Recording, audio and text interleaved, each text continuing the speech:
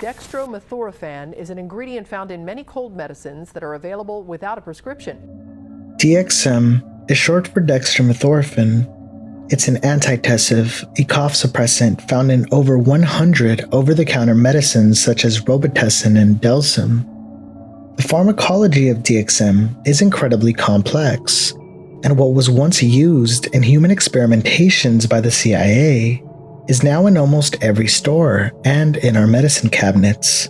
At higher amounts, DXM acts as a dissociative hallucinogen, producing effects similar to ketamine and PCP, leading generation by generation to seek an experience commonly known as robotripping.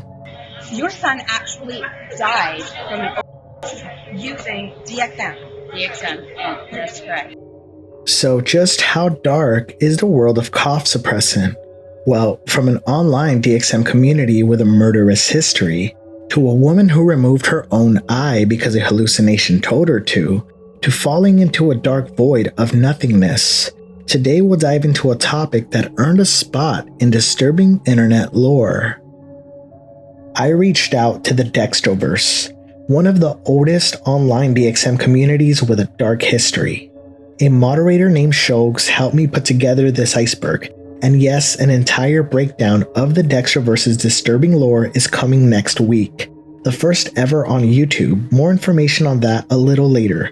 Now if you want to help me keep making videos, please just like this video and share it if you can. It goes a long way for me, and consider subscribing and becoming a Patreon. I want to thank the sponsor of this video, AtlasVPN. AtlasVPN is the very best VPN deal on the market. It keeps you safe online from your data being stolen, unwanted ads, hackers, malware, and stops parties that you don't want having your data from having your data.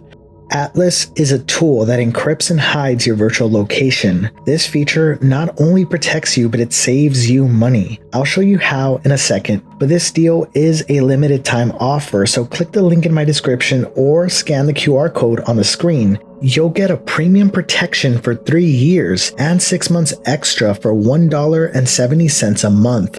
With a 30-day money-back guarantee, it's risk-free. Here's how you'll save money shopping online. Companies adjust their price to whatever region you're in. They know your location from data they get from cookies and your device's IP address. This is where Atlas comes in. It hides this private information that makes you vulnerable to marketing.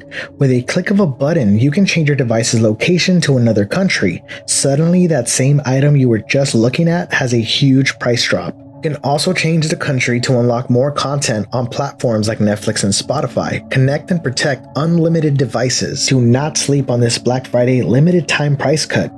Click my link down below in the description or scan the QR code on the screen and enjoy all these features for 3 years plus an extra 6 months for only $1.70 a month. 30-day money-back guarantee, so there is zero risk. Thank you again to AtlasVPN for sponsoring this video. And now, let's start at the tip of the iceberg. Tier 1.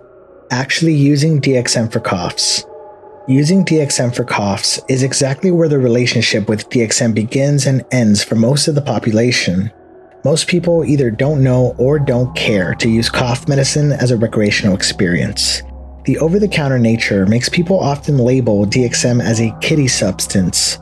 Chemically, it's similar to morphine and heroin, and the effects at high amounts are terrifying, as you'll soon see. Tier 2. DXM FAQ. The DXM FAQ was published in 1997 by William E. White. It is by far the most comprehensive DXM-focused body of work, aiming to academically explore and explain almost every aspect of DXM, including but not limited to neuropharmacology, amount calculations, harm reduction, and even touches on some of the bizarre and almost paranormal effects reported by DXM users. It's found on arrowid.org. DXO. These next two entries get a little sciencey, but it's important. DXO is short for Dextroverse. It's a metabolite of DXM, meaning your body naturally converts DXM to DXO through a process called O-demethylation. Chemically, DXO is similar to DXM, but the two have two distinct profiles. DXO is responsible for the stoning and intoxicating effects, while DXM induces cognitive alterations and hallucinogenic effects. It is actually the combination of DXO and DXM in the bloodstream that make up the recreational experience. 3 main types of DXM. The first type of DXM is Dextromethorphan freebase. Freebase is pure DXM. This is the most potent form. Then we have DXM hydrobromide, or DXM HBr for short.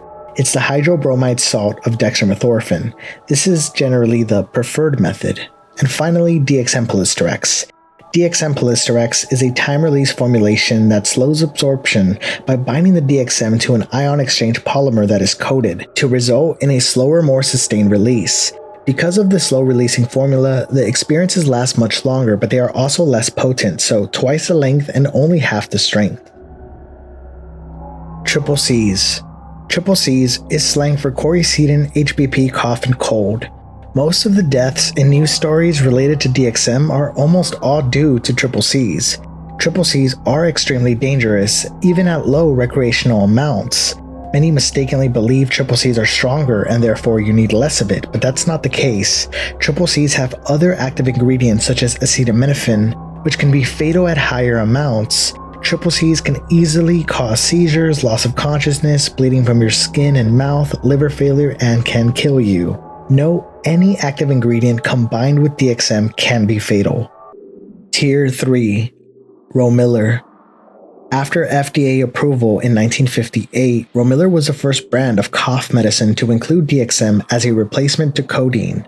People were already using codeine in cough medicine recreationally, so in the 1960s, when Romilar products went into the market using DXM, it didn't take long for people to start experimenting with bottles of Romilar. By 1973, it was taken off the shelves due to the concerning increase in recreational use. They later reintroduced the product with a more unpleasant taste to deter excess intake. The first plateau. DXM recreational experiences are categorized into 4 plateaus. You can say 5, but we'll get into that a little later. Once again, not providing measurements on YouTube. The first plateau is a lower recreational amount that produces feelings of intoxication and loss of coordination. Similar to the effects of alcohol, visual effects are not strong in this plateau, but colors might be slightly more vivid. Sounds may appear richer, deeper.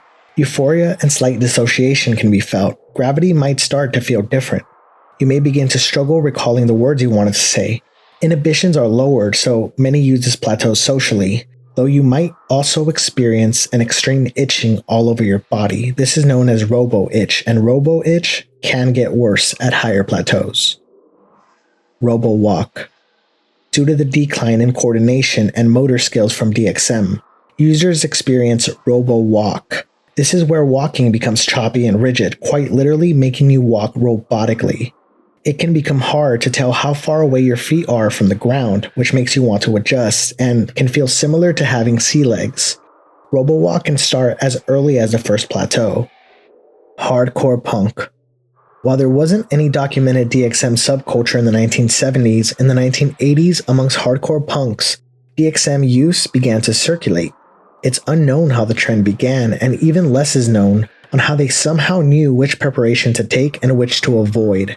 Some chronic users eventually began to delete themselves, which many believe is why DXM use eventually withered away in their community.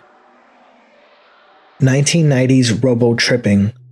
Due to the rise of the internet, DXM went from recreational use in only a few small groups to becoming a global craze. By 1996, bulk DXM HBr powders could be acquired to avoid the taste of unpleasant syrups. Due to the unregulated nature of the early internet, online forums were often littered with misinformation, leading to deaths that would break into mainstream media. Headlines were suddenly flooded with a term we still use today, robotripping. Afterglow. An afterglow is basically the opposite of a hangover. It's when recreational users feel as though they have increased confidence, tranquility, increased energy, and slight euphoria the day or days after using a substance. Afterglows can happen with DXM use, though, of course, not always. Tier 4. The second plateau. Enter flanging. Flanging is where sensory input feels like it's being chopped up into frames, so life looks choppy, as if you're watching a badly animated cartoon show, strobe-like. Words may begin to be processed in a strange clumped way, meaning instead of hearing a sentence word for word, the sentence can be heard all at once. Double vision is common. Imagination becomes enhanced alongside the ability to vividly connect to what you're imagining. A deep feeling of nostalgia can be present. Many report strong déjà vu and find themselves vividly reliving memories. If hallucinations are present, they're more abstract, and closed-eyed visuals may begin. Another strange experience is contorting your limbs into a rigid position because it just feels right to do so. Third person. Due to the dissociative nature of DXM, some report having a third-person point of view of themselves. Many are startled when they feel like they are watching themselves speak or somehow automatically respond to a conversation or situation. Due to this phenomena, the topic of free will gets brought up in DXM subreddits. While some argue that the dissociative state is simply highlighting our habitual responses to ourselves, others argue that DXM reveals that there is truly no such thing as free will, and that our responses are more programmed than we'd like to think. Roboshhh. As the name implies, some experience severe diarrhea during DXM experiences. Invisible hat. Some report a light pressure that encircles their entire skull, mimicking the sensation of wearing a hat. It might be due to an altered perception of your own hair, but no one really knows why this occurs. r/DXM. This is the most popular DXM subreddit. It's filled with memes, trip reports, and more. But there is more to this story. It ties into Dextroverse lore in a very disturbing way. There is an individual and there is some serious allegations, and that's all I'll say for now. CIA Human Experimentations. In 1947, a healthcare company called Hoffman La Roche filed a patent for DXM, and it remained patent pending until 1950, when the patent was officially granted. But in the same year as the initial filing, in 1947, Project Chatter began. It included the testing of LSD on human subjects done by the Navy. By 1953, Project Chatter would merge into MK Ultra. In 1954, DXM was definitely used in Human Experimentations. It's referenced as Operation MK Pilot, although no further information can be found about this operation at all. MK Pilot might be a code name for a different MK operation, because they often use multiple names for one program, or maybe it's a lesser known program that hasn't been declassified yet. But because of the MK Ultra mind control experimentations, people speculate that DXM was also used for mind control experiments. There is no evidence to support this. We do know that it was being tested as a way to find a better alternative to opioid antitussives, specifically codeine. Whether or not the experimentations were something more nefarious is strictly speculation. Tier 5. Third Plateau. The third plateau is not used recreationally, but rather spiritually. The brain may begin to completely give up trying to process vision, leading to a sort of chaotic blindness. When vision is possible, it has a dreamlike quality to it. Sense of smell may be magnified, which of course affects taste. This can lead to familiar drinks suddenly having unrecognized flavors. Many are able to smell otherwise unnoticed scents, such as paper cups, metal, and plastic. An anomaly unique to dissociative anesthetics like DXM is being able to type words on a keyboard without much thought. But as soon as you look down at your hands or the screen, you are no longer able to type. One can experience time dilation, where time seems to slow down, feeling as if days and weeks have passed by and it's only been a few minutes or hours in real time. Dextronaut. Dextronaut is a play on words on the term psychonaut, which is an individual who seeks to explore alternate states of consciousness via mind-altering substances. The reason can be spiritual, scientific, or for research purposes. Obviously, Dextronaut is someone who uses DXM for these purposes. The term dexing is slang for recreational use, hence Dextronaut. Dextroverse. The Dextroverse is one of the internet's oldest harm reduction communities. It was created in the year 2000 by a user only known as Void. The site was originally called DXM.Kenton, and it was the first of its kind. Dextroverse went through many incarnations. from a website to a forum, AIM, IRC, to present-day Discord. Their link will be down below. Prior to the formation of Dextroverse, information on DXM was scattered on miscellaneous sections of substance message boards. Dextroverse brought together a group of DXM enthusiasts to build a community that is still going strong 23 years later. While they may aid in harm reduction and have a strong sense of community via memes, general chats, spooky lounges, and plenty of other means of communication, Dextroverse has a long, troubled, and disturbing past. Next week, I will have a full video breaking down the horrifying, sometimes hilarious, but mostly disturbing lore of the Dextroverse.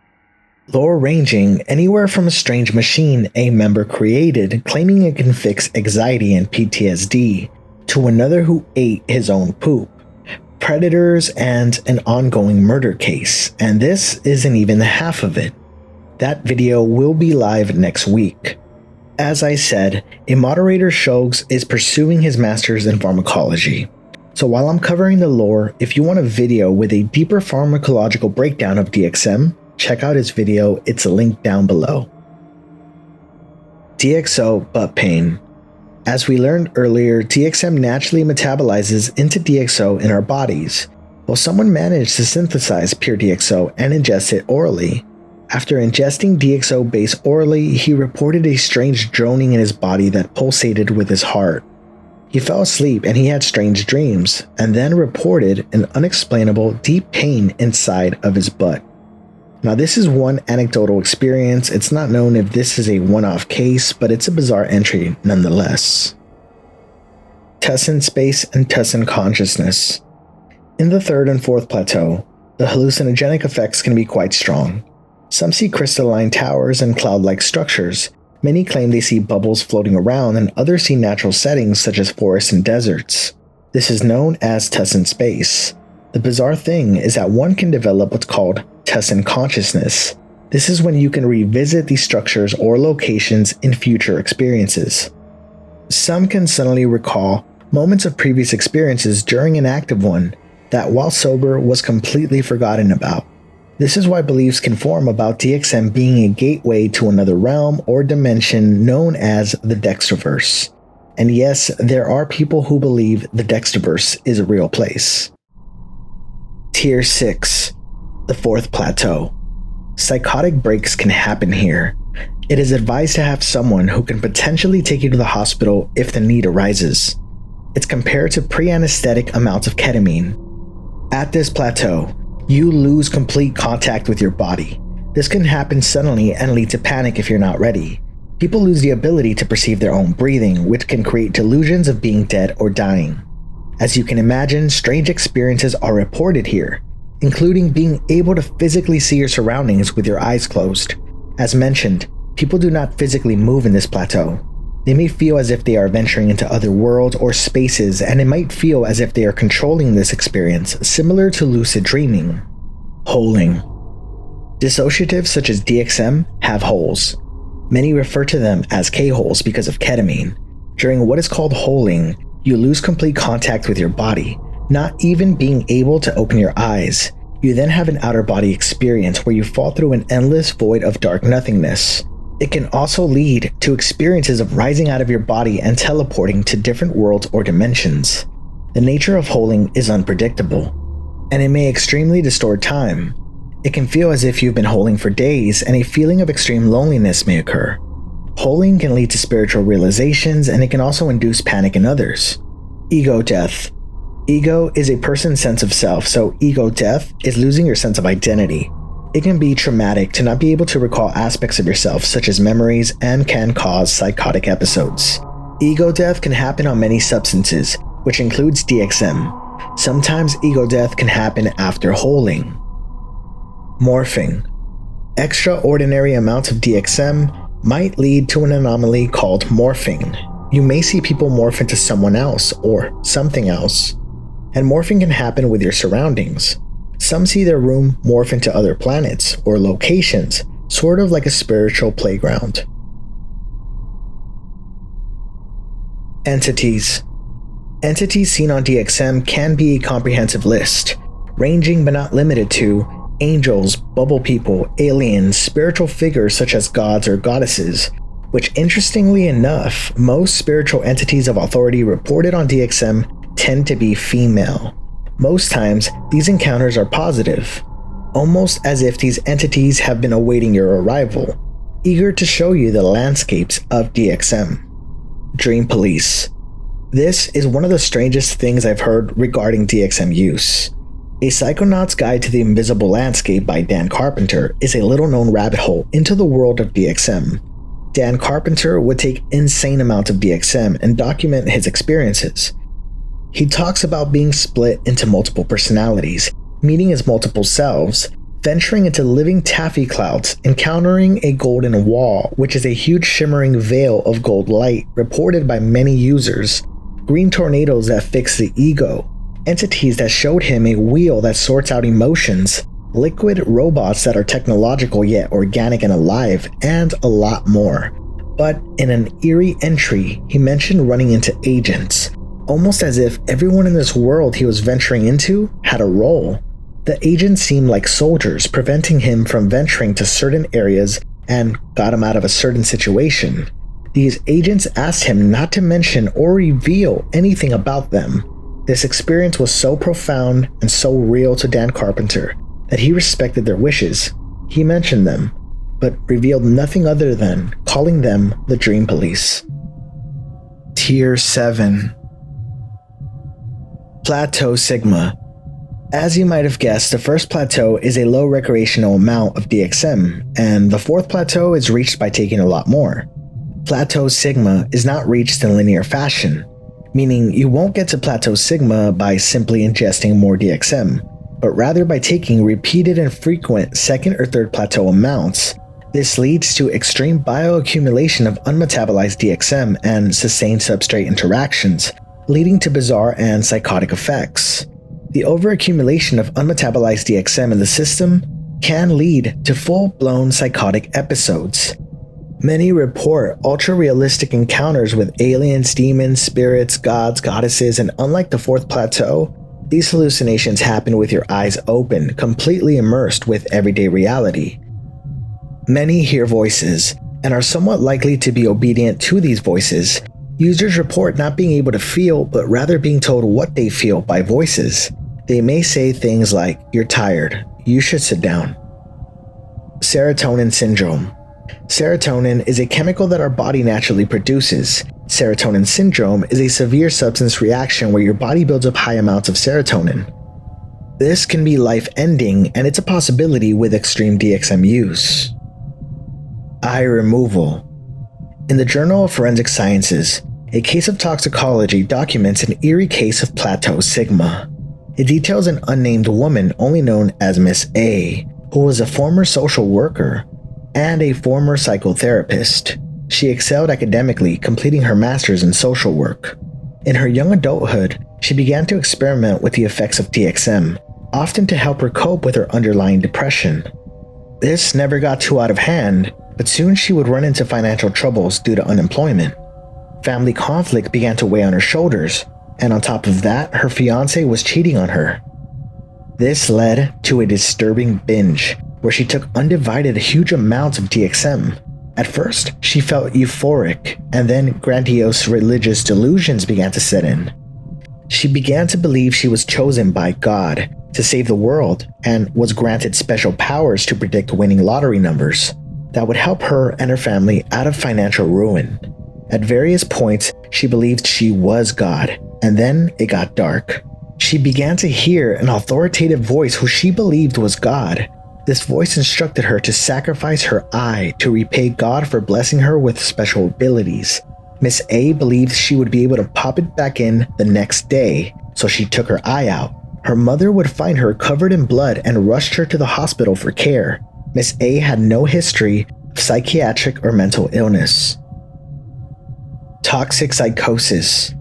Substance-induced psychosis can leave lasting and damaging effects on individuals, especially those who are predisposed to mental illnesses such as schizophrenia. Toxic psychosis can leave users with visual hallucinations, tactile hallucinations, which is when they feel like they can interact with an imaginary object, and often unable to recognize or interact with reality.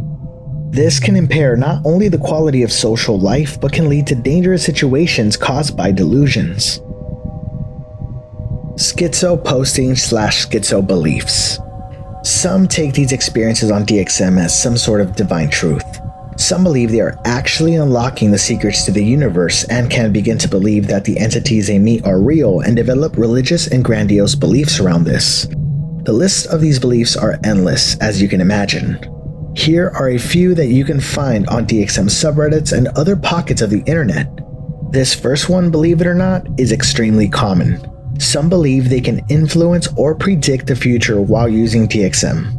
Some believe DXM is a gateway or a portal to Agartha, which is believed to be a kingdom hidden in the center of the earth. Some believe they can develop telepathic powers. I've even seen posts of people who began to wander the streets to make predictions and give people advice because a voice told them to. This can go on, and you can find an entire catalog online. The 8th and final tier. I can't even say this next one on YouTube. Let's just say in extreme cases, delusions can lead to you no longer existing on Earth because of yourself. A case report of the Journal of Forensic Science detailed an 18-year-old college student who took large amounts of triple C's. He believed he could fly from the 5th floor of his dorm room, and well, you can guess what happened. Brain damage. The data on whether DXM causes brain damage is inconclusive.